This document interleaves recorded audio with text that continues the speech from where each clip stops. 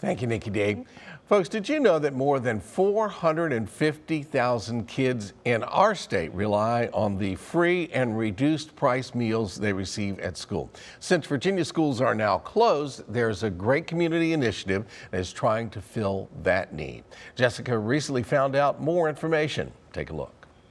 With schools closed due to COVID-19, food banks, school divisions, and other community partners across the Commonwealth have stepped up to make sure kids continue to get the nutrition they need during this crisis. Joining us this morning by Skype to talk about the No Kid Hungry Virginia initiative is Dorothy McAuliffe, Share Our Strength National Policy Advisor and former First Lady of Virginia. We certainly welcome her to Virginia this morning. Thank you for making time for us this morning. Thank you, Jessica. I really appreciate the opportunity to be with you here today. This is an incredibly important conversation, and I think incredibly eye-opening for so many people. How many of our children in the Commonwealth were dependent on school lunches and school food being provided for the daily nutrition that's needed? Yes, the opportunity we have under these trying circumstances is to really make people understand and be aware that school meals are play such a vital, important role in our children and our families' lives. 450,000 Virginia children rely on free and reduced price meals at school. 1 in 7 of our children in Virginia alone struggle with hunger. And so if there is a silver lining, it is that the importance of these child nutrition programs has a light being shown, and just how important these meals are to kids, to their education, to their well-being, to their ability to thrive. So thank you for covering this today. It's our pleasure, and absolutely, with more than 2,100 public schools closed right now, that really does scratch the surface of the magnitude of this need. Everybody started mobilizing very quickly. How is this happening? How are we making sure that our children in the Commonwealth are going with meals now? Well, it's happening in a variety of ways. There's been tremendous community response to what works best in a particular community, and I encourage all parents and those that are focusing on these efforts on behalf of our kids to check with each school division's website, because is just a variety of means by which these meals are getting to kids in the community. So there are sites that are being designated and shifting a lot all the time to innovate with the needs of the community and with our medical guidelines that are being put out at the federal and the local and the state level. Also, so there are bus delivery routes that are happening for delivery of meals. There are sites where meals can be picked up at various different locations, and I really pop-up meal sites that are different from the schools, whether in parks or housing communities or churches. So there's a variety of places, and I really encourage people to check with their local school division website. But also, No Kid Hungry has a texting line that's been active in Virginia for the last couple of days, and that is if you text the word food, FOOD, or COMIDA, COMIDA, to 877-877. This will pop up 3 locations for school meal delivery sites near you.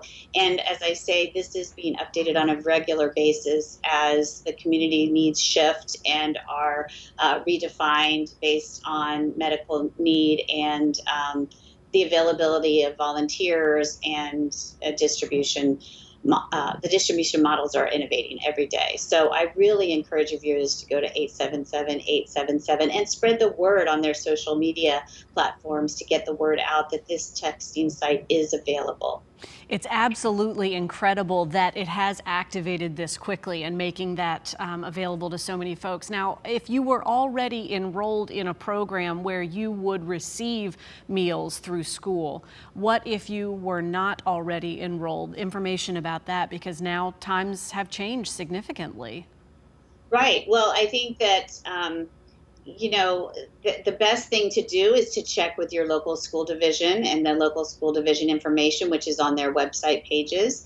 And the other thing I want to stress is that we have so many local community partners who are helping, and our food banks are actively engaged in partnering with our schools, as well as feeding the elderly in our community and those in need, as they have always been. And so checking with your local food bank as well is also a really important resource for people. So I want to give a shout out to our food bank system and those volunteers and those who have donated, and continue to donate to those efforts is really, really important at this critical time.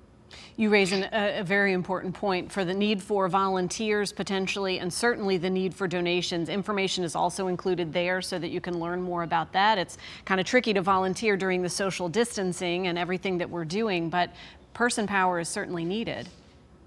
Absolutely. And our food banks and our school districts and everyone are very aware and very making sure they're taking safeguards to protect the community as well as their volunteer base. And as that volunteer and as the the medical guidelines are issued and more people are staying in place and staying at home, which is the hope, that's when the resources in people's pockets are going to make the big difference. So the donation piece and the federal government playing a role in making sure that families have the resources in their pockets and in their pocketbooks to be able to purchase their food the way they purchase for the rest of the family is going to be really important. So there are just a lot of different tools and resources that we have to pull together in innovative and creative and flexible ways to make sure that we're getting people and our kids the most important resource, which is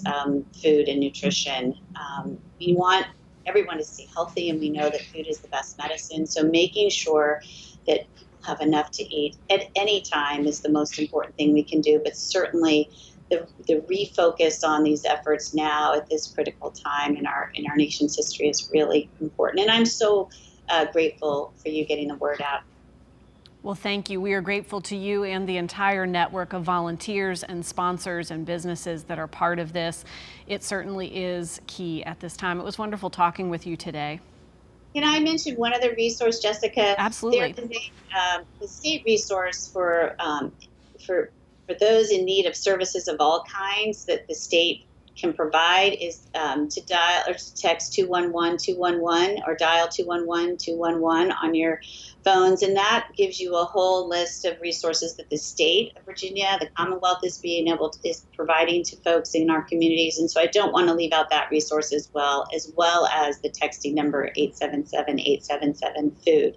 So the resources are there, and it's just trying to get the word out to people who need them. So thank you so much. Thank you for sharing the word with us today. We'll include everything on our website. And again, it was 877-877. Text the word food or comida, and then 211-211 for more resources in the state. We certainly appreciate Dorothy McCullough for talking with us today. No Kid Hungry Virginia encourages families to text food or comida 877-877 to find free distribution sites organized by school districts and other community organizations. Key part right now. Stay tuned. We'll be right back with more Virginia This Morning.